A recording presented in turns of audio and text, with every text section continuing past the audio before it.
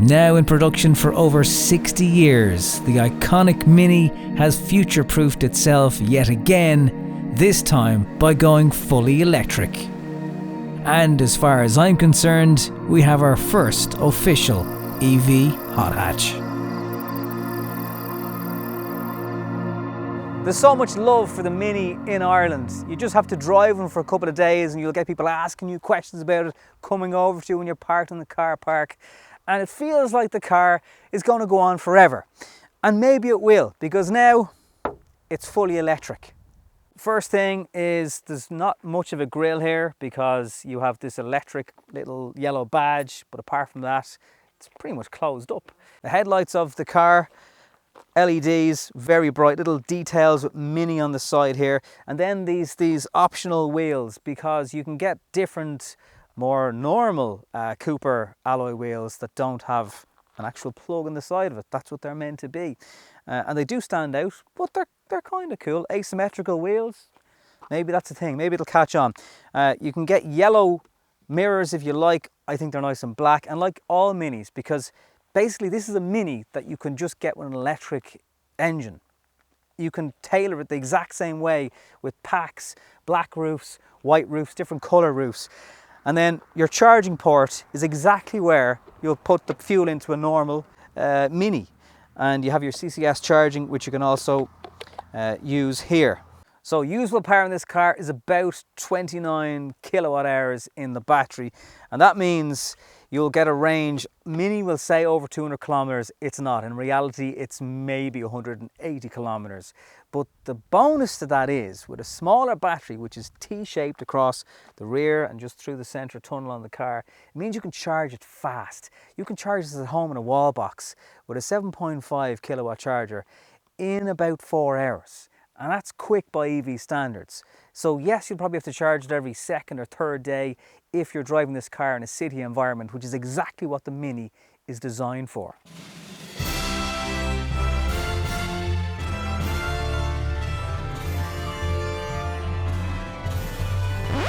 This is where it divides opinion. It has Union Jack lights because it's from Oxford. It's got a whole heap of British history. It's not a dig at the Irish. But you'll have to, if you want to change them, buy your own ones on eBay, because there isn't an option to not get them. It's just a statement about it being from Oxford. Okay? No? All right. So the boot, it's the exact same size as a petrol or diesel Mini. You get that theme throughout this car a lot. There's a shelf down here that can hide things. Your parcel shelf is small. There's still, you know, a few things such as lights. Is there a charger? Yes, there is a 12-volt charger. They fit it in. This car is with much bigger boots that don't have that. And you can adjust your rear bench and tilt it forward like all other Minis to give you another few inches of boot space if that's needed. But it's not huge. It's a Mini boot. And I'm sure you know that if you're looking at videos of the Mini. It does have two Isofix seats. It is a struggle to get child seats in there. You're doing all combinations of twisting and turning to get them in. So you've got the easy entry seats.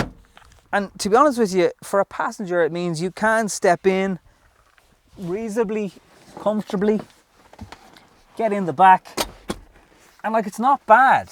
So these easy entry seats also play a part. They've got a groove at the back of them, which means you can, you know, still have your knees left intact. And then back here, these easy entry seats, as long as your passenger and driver aren't exactly on the lanky side, there is decent room back here for passengers. It's strictly a two-seater. And in terms of child seats, the bigger, bulkier ones do make it quite difficult. It really is difficult to get them into the back of the car in the first place, never mind attach children to those seats.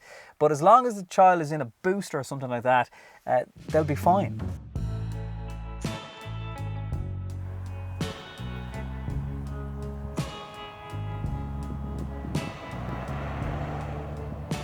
There's 3 levels to the car. Level 1, after grants of €10,000, is a €27,000 car, which is not bad at all by EV standards, especially one that's this cool. So the inside of this one has beautiful leather. There are more Union bits everywhere, so you might need to put gaffer tape or something over them. There's an optional larger display here, which is a good size, I feel. It's very easy to use with this BMW inspired Idrive Control thing going on here. Your regen is controlled by a couple of switches down here. You can control how severe that is. And then you've got your sport and your green button, which makes things like the climate shut off if you wanted to. You can set up these individually as to your tailoring. And then there's a sport mode, which really just tears off from the lights. You can turn on your traction from here as well. And I love the fact that even though it's an EV, they've included a yellow version of that big red do not touch start stop button here. And then everything you need to know as a driver comes through this display: your range, how much power you're consuming, the time, your battery level. That's all here instead of a rev counter. And in this level 3 version of the car, there's a heads-up display. It's not projected onto the actual windscreen, it pops up. And to be honest with you, even when you have it adjusted to go as high as it can, it's still kind of buried in the bonnet. So it's not so much an optional extra because it comes as standard on the level 3 version of the car. I'm just not convinced how useful it is. But the interior, it oozes class. It looks great. Again, there's no real sign, apart from this slightly different controller, that you're in a different kind of Mini. Mini Zone integration for your Spotify, lights that display when the volume changes, not to mention the lights at night time, all make this a very modern example of automotive engineering. Even the puddle lights are classy, and visual colour aids for parking sensors complete the lineup of cool. It's just as you were, with a lot of splattering of unions everywhere. The big deal about this car is no matter what version you go for, level 1 to 3, it's the same 181 brake horsepower engine, and it'll do 0 to 60 in 8 seconds, but frankly it just feels faster. Like you put your foot to the floor and the car just shoots off. It's like woo! And the truly amazing thing about it is the handling is just so good. It's that total go-kart feeling that the Mini is totally famous for. The weight of the T-shape of the battery means you have a 50-50 weight distribution. The brakes, as you can tell, are absolutely phenomenal.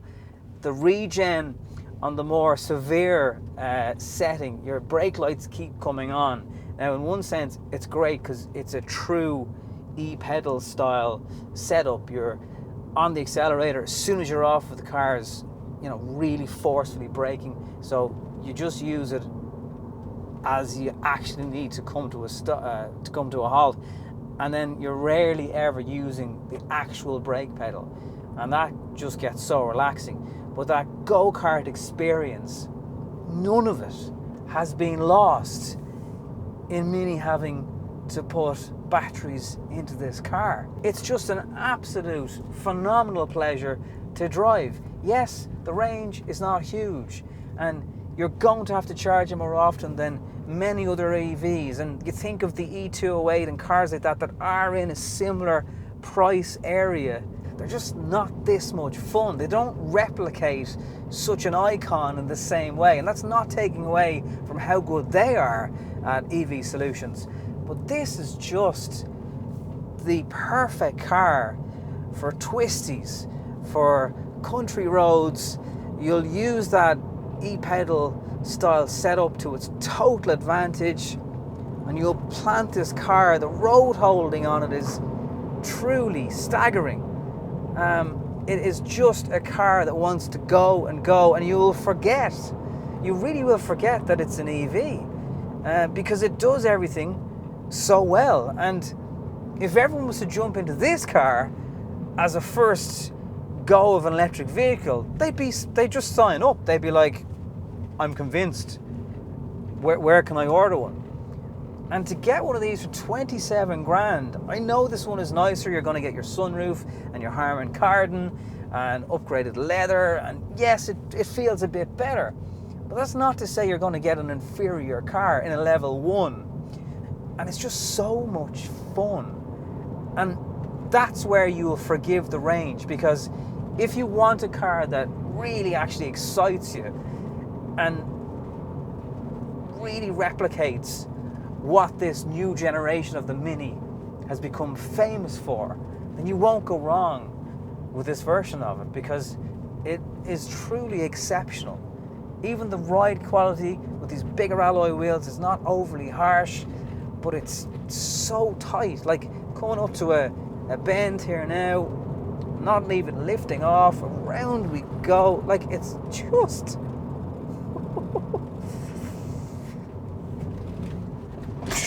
power down. It's like, what have you got for me? Well, is this it? And it's so much fun to drive, and it really is incredible what they've managed to achieve from this car. Entertainment factor for this money, and for new, and with a fully electric car, there's nothing else that can do it. It's truly remarkable. And if I was the one with the money buying this, having to choose a small city-based EV, and they are key words, I'd buy one of these in the morning. Thank you very much for watching. I hope you've enjoyed the review of the Mini Cooper SE, or is it SC? It's very confusing, but why would you buy a Cooper when you can get this? And I'm sorry, petrol heads, but it's true. And if you're buying one of these, take me for a spin. Talk to you soon.